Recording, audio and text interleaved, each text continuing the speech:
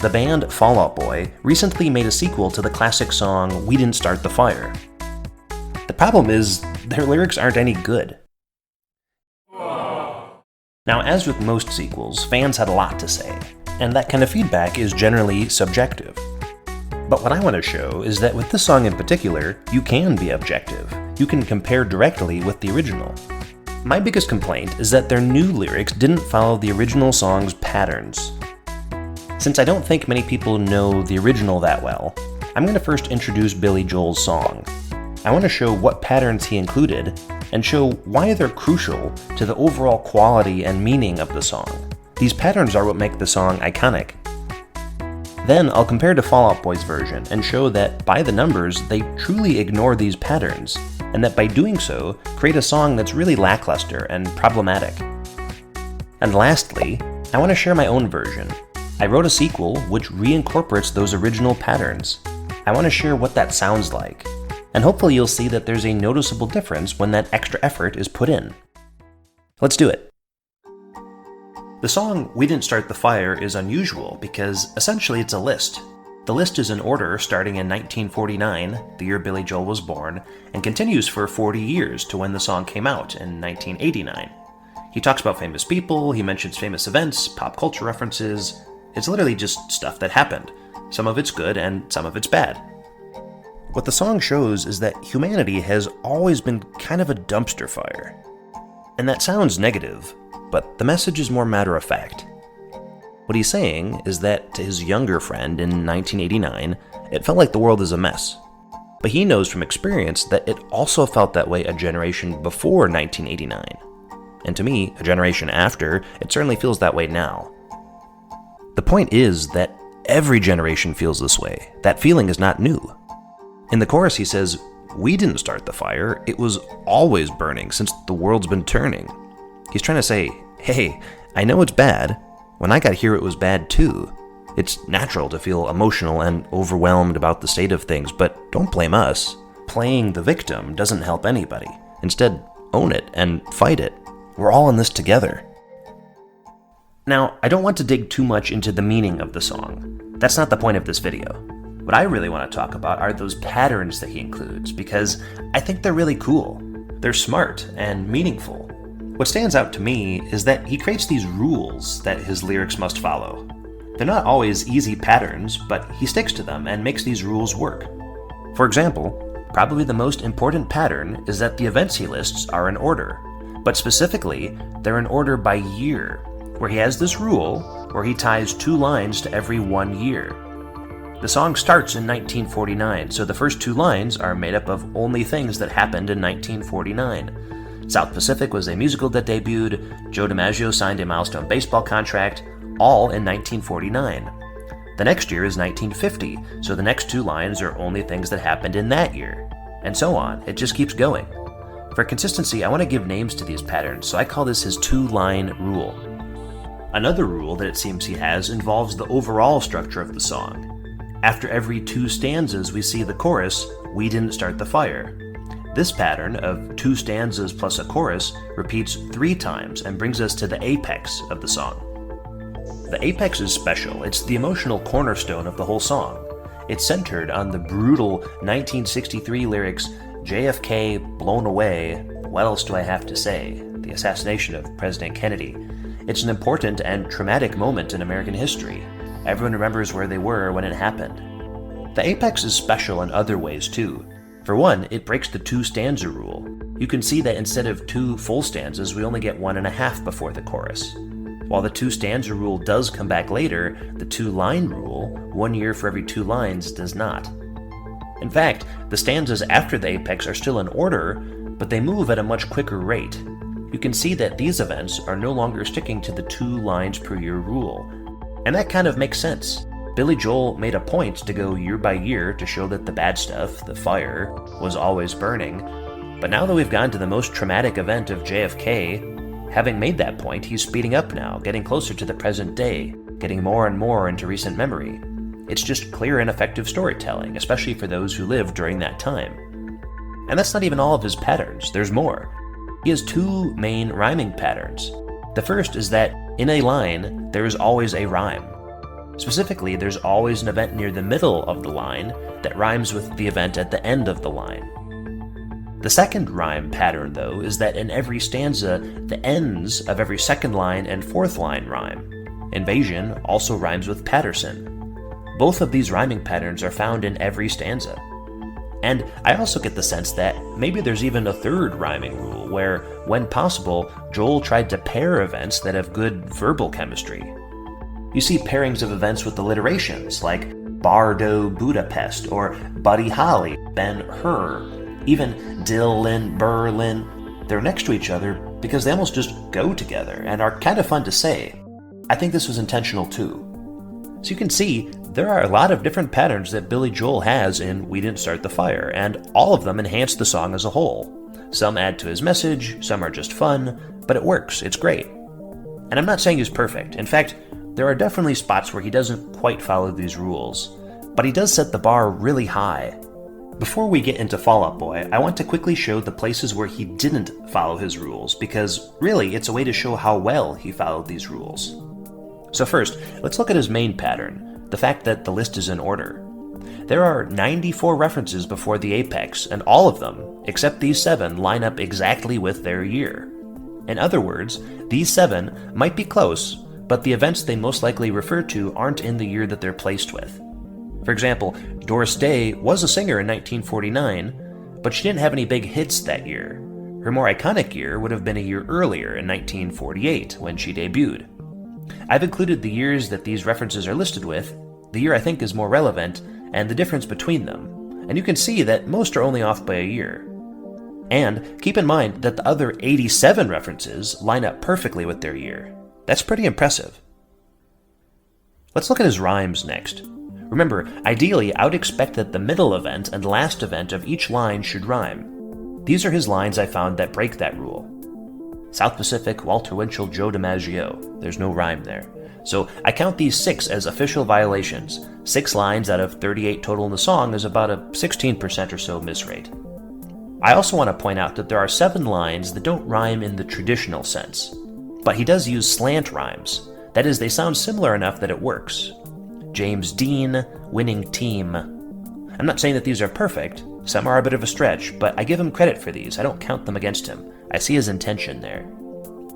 And finally, for stanza rhymes, where we want the second and fourth lines to rhyme, only these 3 were off, so 3 out of 9 or a 33% miss rate. Which isn't great, but keep in mind, this is technically our benchmark. This is the original song. If we were to write a sequel, we should aim for this rate or better. So with that in mind, let's move on to Fall Out Boy. Just like with the original, I want to see how well, if at all, the main patterns hold up to the same standards as the original. First, let's try to match up lines with years. Here's their first 2 stanzas. I'll go ahead and mark the years for the various events. And it's not good. Not even close. I think it's safe to say that Fall Out Boy does not follow the 2-line per year rule. Which is unfortunate, because as we saw, Billy Joel made a strong effort to put his lyrics in order. It's arguably the most important pattern of the whole song. And his way makes sense. As the song progresses, so does time. It's easy to follow which decade he's talking about, and his message about the fire burning on and on makes sense. Fall Out Boy doesn't do that, so it comes across as jarring and we lose context. But let's move on. One thing that they did right is that they maintained the general structure of the song, and they included an apex, where they decided that the most JFK-like moment of the past 40 years was 9/11, which I think was the right choice. However, it's here that they decided to end the song. There are no additional lines that continue from 9/11 to the present. Let's take a look next at their rhyming abilities. For Fall Out Boy, I find 11 violations of the inline rhyme rule, with an additional 9 lines that use slant rhymes. That's a lot. It's basically double that of Billy Joel, which is saying something, especially considering that their song is shorter by 8 lines, right? They left off the last 2 stanzas. So that's 11 out of only 30 lines, or about a 37% miss rate, compared to Billy Joel, who had 16%. If I wasn't as generous and counted the slant rhymes against them, this would increase to 34% miss for Billy Joel, but a whopping 67% for Fall Out Boy. And we can also look at the stanzas, where we'd expect the second and fourth lines to rhyme. Both Fall Out Boy and Billy Joel missed on 3 stanzas, but again, Less impressive for them because Fall Out Boy has fewer total stanzas, bringing their miss rate up to 43%. So, in summary, if we consider the list of patterns, we can see that Fall Out Boy falls noticeably short of the standards that were set by Billy Joel. The biggest difference, of course, being that they do not organize their events by year. And I wish it stopped there. I know that I said that I would focus solely on the pattern aspects of the song, but I'd be remiss to not also point out that their lyrics really miss the tone of the original song. Instead of focusing on impactful, world-changing events, they chose lyrics that feel very specific to them. They picked references that apply to the pop-punk, rock, emo world, mentioning things like My Chemical Romance's album The Black Parade and a couple of music festivals that ended in total disaster. They even made sure to include the fact that the guitarist of Blink-182 believes in alien conspiracy theories. And this is where it gets subjective, but I'd argue that these things are not that noteworthy, especially since this is a rewrite of Billy Joel's song, which focused on iconic events that were known and understood by a wider audience. Maybe they were just running out of ideas. Michael Jordan is definitely a 90s icon, but instead of just saying that he had a comeback, they chose to stretch it out. They listed his name and his jersey number 2 times. They also listed 2 superheroes and the actors that played those superheroes. So we get the redundant mouthful, Robert Downey Jr. Iron Man. And as I mentioned earlier, they cut their song short. Maybe they just didn't have enough material to complete those last 2 stanzas. But that's strange, because they're also missing some very significant events. Probably the most notable is that they didn't mention the COVID pandemic, one of the most impactful events in our lifetime.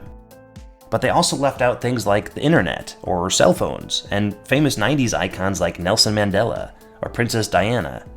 I'd argue that they should have focused more on moments and people like these, rather than doubling down on superheroes or focusing on the rock world and conspiracy theories. But maybe most importantly, I'd wish that their song had a meaning. It's clear to me that they don't have one, and that they didn't understand the original. Remember, Billy Joel's message is that the world has always been a mess, so the trope of blaming the older generation is a waste of breath. We tried to fight it, he says. In other words, now it's your turn. This was obviously lost on Fall Out Boy because they changed the chorus. It seems that they thought that the word tried was something negative, like he's given up, he's lost faith in humanity, he tried. So they probably think that they're putting a positive spin on it when they say, well, we're trying to fight it. But to be clear, that's not what he was saying. They missed his main message. And they ignored his biggest pattern, the passage of time. So we're left with a vague message and a jumble of events, which create some very awkward pairings. For Billy Joel, this wasn't much of an issue, because you don't have to question why things are organized the way that they are. It's clear that there's an order. But for Fall Out Boy, you can especially see here why this is a problem. What's misleading about this stanza is that it starts off like there might actually be a theme. These 2 are both school shootings, and the deaths of Sandra Bland and Tammy Rice were both catalysts in the Black Lives Matter movement. But then the rest of it falls apart. They talk about terrorism, a basketball star, an assassination in Japan. There's no theme here, it's all random. But it's also intentional, because someone had to write these lyrics. It feels wrong to include Meghan Markle, George Floyd, a skyscraper, and a video game in the same line. The only reason that they did that was to make a rhyme. Considering the subject matter, that feels inappropriate. Now, in theory, the song should only get redone once every 40 years. But as you can see, theirs doesn't really seem like it deserves to be that song. I think they could have done a lot better. I think we deserve better.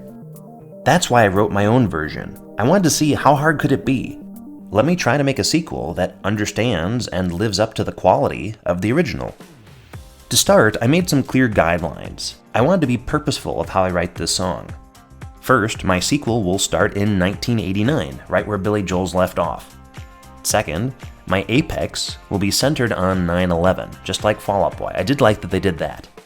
And finally, as best as I can, I'll try to match all the patterns of the original. Now, unfortunately, if I follow these rules counting backwards, the start year would actually end up being 1987, which is too early, right? I wanted it to start in 1989. So to resolve that, I decided to take out 1987 and 1988, and to extend the years 89 and 90 a little longer to fill that gap. Starting with 1991, I then picked up on the 2-line rule. To choose my events, I researched each year. I created word banks of events from that year, and then selected what I considered to be the best combination. I kept in mind the rhyming requirements, but I also prioritized keeping the events relevant and impactful. For something to be impactful, I tried to consider a variety of factors. I prioritized events that were widespread or transformative, especially if they created a shift in culture or politics or technology. I chose events that had a large media coverage or interest at the time, and I also chose events that have a persistence of memory today, something people still talk about. I ended up fitting 128 references in the song. If you're curious about any of their historical meanings, please see below in the comments and description of this video. So let's see how I did. How did I compare to Billy Joel and to Fall Out Boy? With the exception of that first stanza, I was able to follow the 2-line rule. For inline rhymes, I was within 5% of Billy Joel. That's just the difference of a single line. Counting the slant rhymes, I didn't do quite as well, but for sound pairings, I actually have more lines with rhymes or alliterations than Billy Joel did. So overall, that's a lot of green. I'm pretty happy with those results. But let me know what you think. Stay tuned for the song up next. Thanks for watching.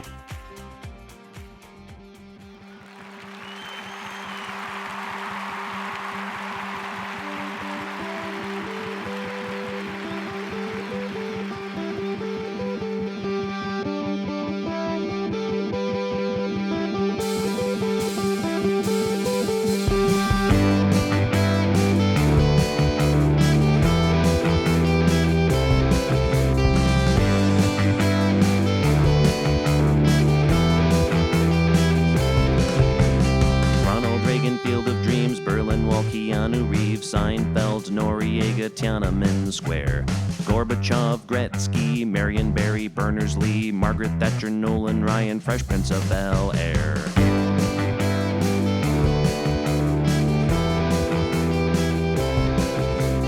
Michael Jackson, Morris Worm, Time Warner, Demi Moore, Exxon Valdez, Akihito, and the Pale Blue. Dot collapse in Yugoslavia, an affair in Nicaragua. Germans reunite, Saddam Hussein invades Kuwait.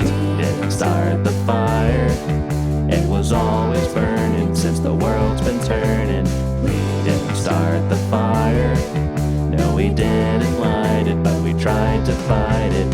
Anita Hill, Persian Gulf, Nirvana, Schwarzkopf, Magic Johnson, Soviet Union, Freddie Mercury, Wayne's World, Whitney Houston, Dream Team, Bill Clinton, Rush Limbaugh, Jeffrey Dahmer, Rodney King, Boris Yeltsin, RBG, Black Hawk Down, Waco Siege, Love Symbol, Václav Havel, Got Milk, Save the Hubble, Hutus in Rwanda, President Mandela, Kurt Cobain, O.J. Simpson, Tanya Harding, Channel. Didn't start the fire, it was always burning since the world's been turning. We didn't start the fire, no we didn't light it, but we tried to fight it. Unabomber, Farrakhan, Michael Jordan's back again, Aung San Suu Kyi, Oklahoma, Toy Story, Tupac Shakur, Macarena, Deep Blue, Sarajevo, Pokemon, Taliban, Tiger Woods, the Sheep Dolly. Titanic, Brit Pop, Princess Di, Bop, Into Thin Air, DVDs, Tony Blair, Mark McGuire, Larry Page, John Glenn, Back in Space, Ms. Lewinsky, Chavez, Cher, Troubles in Northern Air. Didn't start the fire, it was always burning since the world's been turning. We didn't start the fire, no we didn't light it, but we tried to fight it. Dot-com boom, Y2K, I want it that way. Columbine Massacre, Tony Hawk, Chechen War, Derek Jeter, Coal Attack, Space Station, Concorde Crash, Shaquille O'Neal, Bush for Score, reality shows like Survivor, Human Genome, J-Lo, Anthrax, Enron, Halo, World Trade, hit by planes, what else do I have to say? Didn't start the fire, it was always burning since the world's been turning. We didn't start the fire, no we didn't light it, but we tried to fight it. Colombia, Katrina, smartphone, social media, Barack Obama, Bieber fever, Fukushima, North Korea, got Bin Laden, Ebola, Boston bombers, Crimea, SpaceX, Islamic State, same-sex marriage, deep fakes, neo-Nazis, UFOs, Donald Trump, crypto, COVID-19 quarantine, George Floyd vaccine, US leaves Afghanistan, Gen AI, abortion bans, climate change, Gaza war, I can't take it anymore. didn't start the fire. It was always burning since the world's been turning. We didn't start the fire, but when we are gone, it will still burn on and on and on and on and on and on and on and on. We didn't start the fire. It was always burning since the world's been turning. We didn't start the fire. No, we didn't fight it, but we tried to fight it. We didn't start the fire. It was always burning since the world's been turning. We didn't start the fire. No, we didn't fight it, but we tried to fight it. We didn't start the fire.